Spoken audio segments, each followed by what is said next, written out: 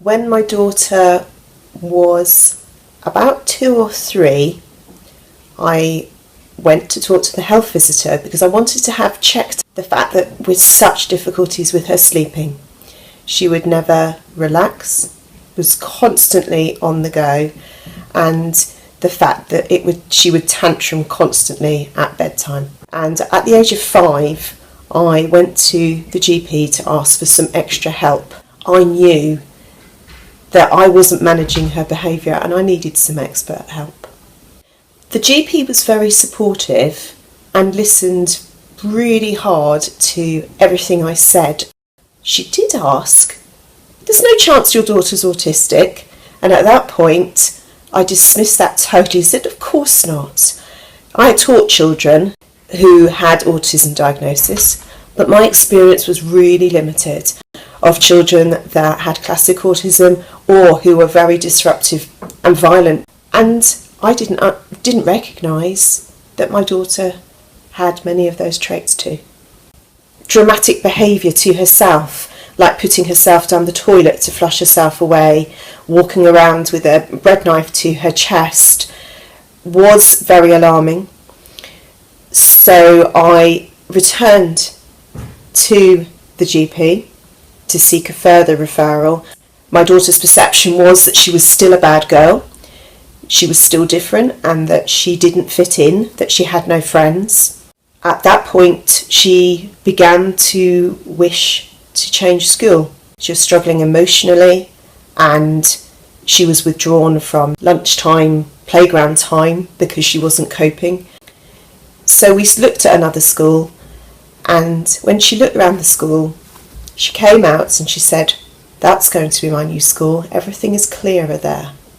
So at the beginning of year 4, she moved to a new school and she settled in, made good friends. However, her violence to me still continued. It was brought to a head when I was dropping her off at Breakfast Club. She bit my arm whilst the Senko observed it, and my daughter was devastated. Her behaviour changed. She stopped hurting me. However, on a trip to Disneyland Paris, she couldn't choose between 2 soft toys to buy. So she hid behind a pillar, and then I heard a yell, and she came out and she had a big scrape down her face. And I said, "Oh, you've hurt yourself." She said, "No, I did it to myself. I feel better when I hurt myself." This self-harming behaviour of banging her head, getting any household item, continued for a few weeks after the holiday, and I took her once again to the GP. I talked in great detail about her inability to self-regulate her feelings and her anger and her anxieties. At this point, the GP said to me, "Have you ever considered she's got an autism spectrum disorder?"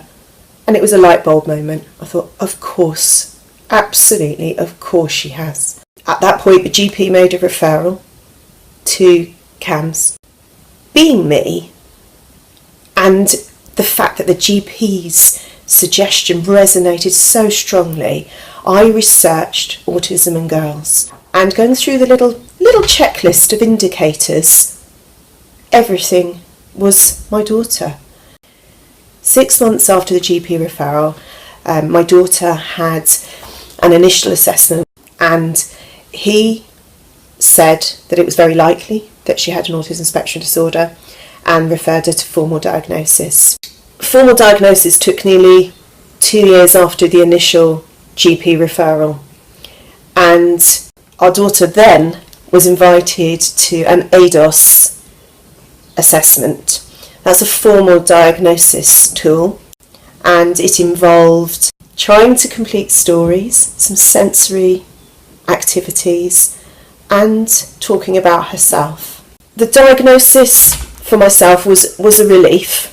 It was mixed a little bit with sadness that actually there wasn't something else that didn't mean she had a lifelong condition, which would make life just that bit harder.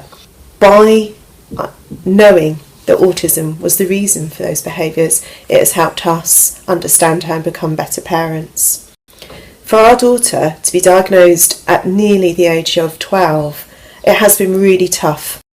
She didn't want the stigma of being classed as autistic like other children in her class, and so it was a bit of a secret for her.